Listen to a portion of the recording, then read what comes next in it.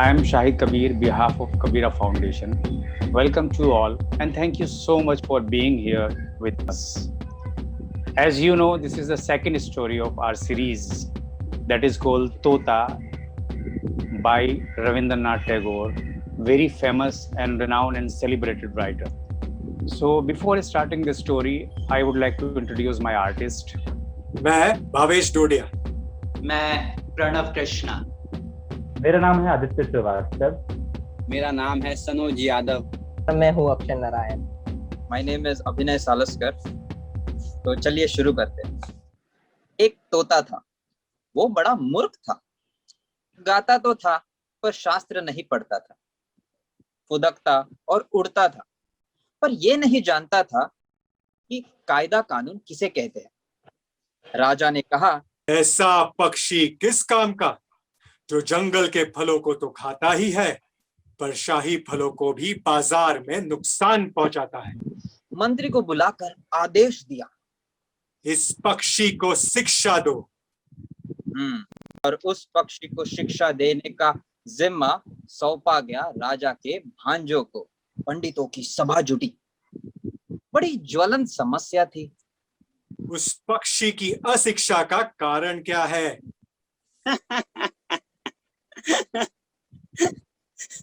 ये छोटा सा पक्षी घोंसला बनाता है।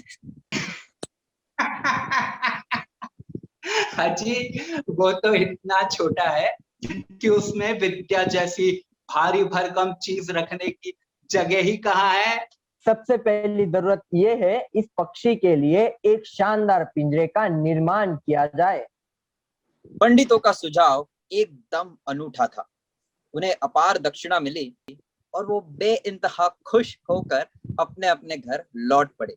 महाराज की जय हो। सुनार बैठा पिंजरा बनाने। पिंजरा ऐसा अद्भुत बना कि देश विदेश के लोग उसे देखने के लिए टूट पड़े। सौंदर्य के पारखी जो थे। किसी ने कहा, ओ माय गॉड, शिक्षा की तो हद हो गई। किसी ने कहा, वाह, शिक्षा ना भी हो तो क्या, पिंजरा तो बन ही गया है। पक्षी के भाग्य का सब चमत्कार है। सुनार को थैलियां भर भर कर बख्शीश मिली। पंडित गण बैठा पक्षी को विद्या सिखाने। नसवार लेकर कहने लगे, थोड़ी फौजियों से काम नहीं चलेगा। पक्षी को पढ़ाना क्या कोई मामूली बात है। आज्ञाकारी भांजे तो बस आज्ञा का ही इंतजार कर रहे थे। तत्काल पोथी लिखने वालों को बुलाया गया। वो भी कम आज्ञाकारी नहीं थे।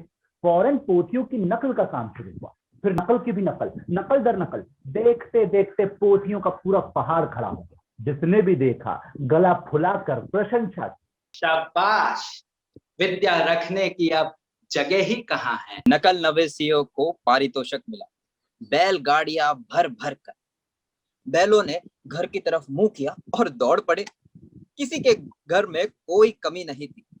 बेशकीमती पिंजरे की चौकसी की चिंता भांजों को बेहद सता रही थी। एक तरफ चिंता, दूसरी तरफ व्यस्तता। जैसे कि सफाई का काम, मरम्मत का काम, काम ही काम, लाजवाब तरीके से, बेहद करीने से। पिंजरे की झाड़ पोछ और चमचमाती पॉलिश देखकर लोगों ने कहा, उन्नति हो रही है।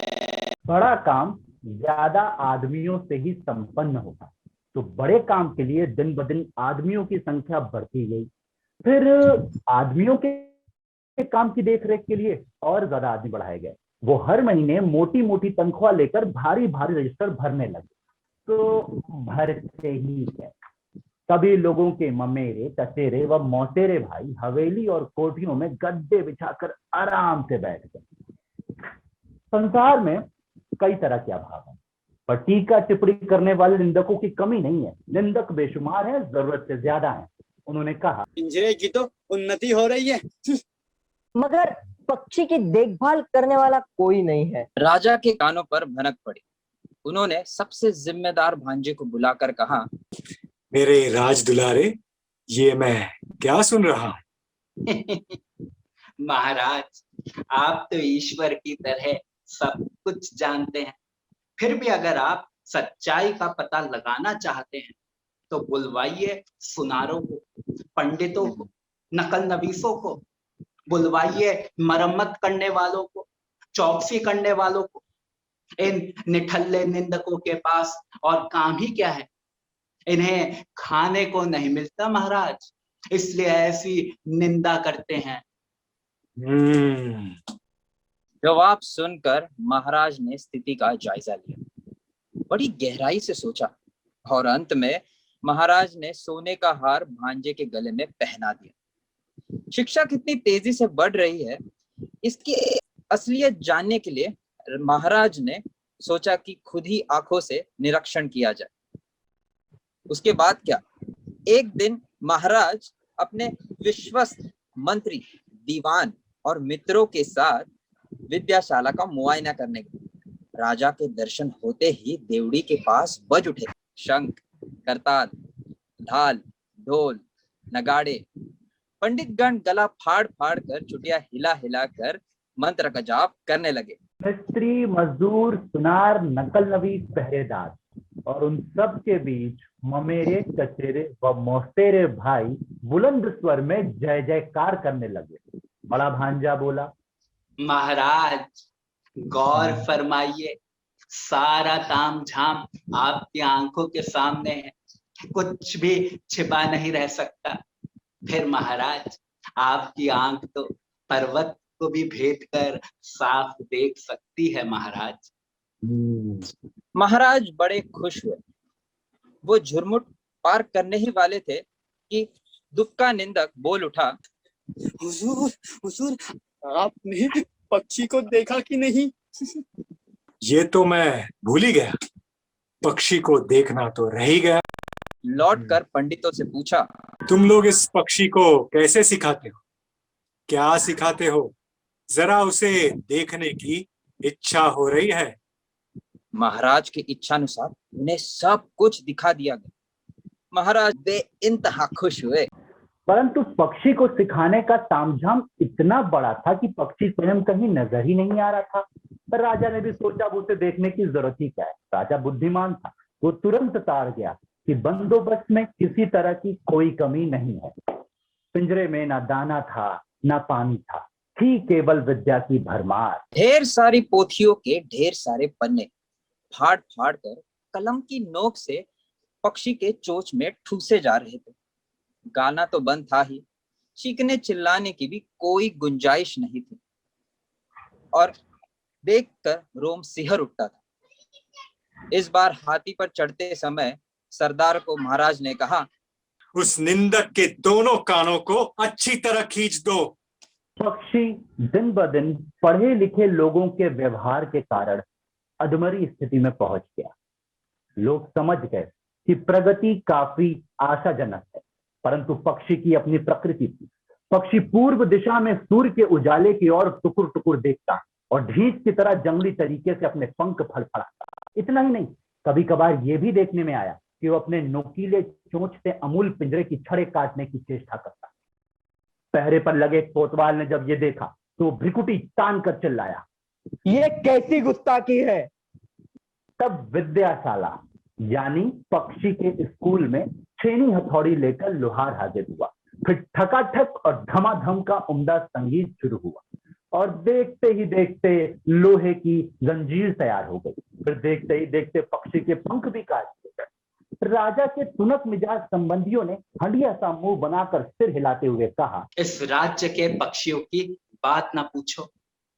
अक्ल तो उनमें थी नहीं, परंतु अब तो कृतज्ञता भी नहीं रही। लोहार की आमदनी दिन ब दिन बढ़ती गई और लोहारिन के देह पर सोने के जेवर जगमगाने लगे। कोतवाल की लाजवाब होशियारी देखकर राजा ने उसे बड़ा इनाम दिया। पक्षी मर गया।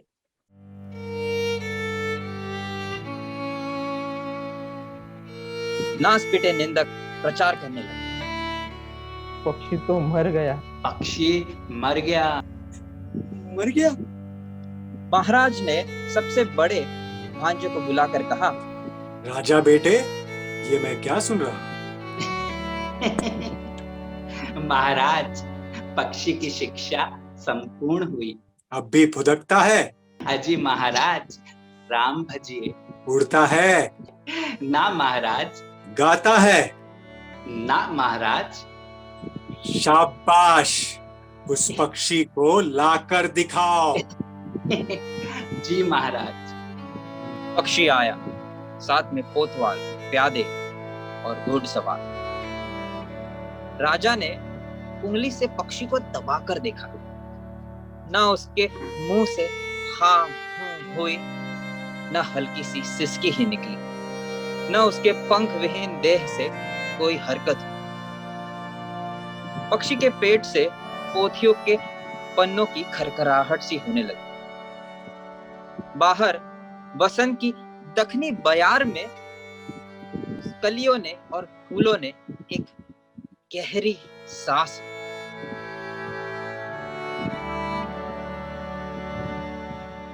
तो ये थी कहानी तोता बाई रविंद्रनाथ टैगोर। आपका तहे दिल से बहुत बहुत शुक्रिया कि आप लोगों ने हमें ज्वाइन किया। फिर मिलेंगे जल्दी।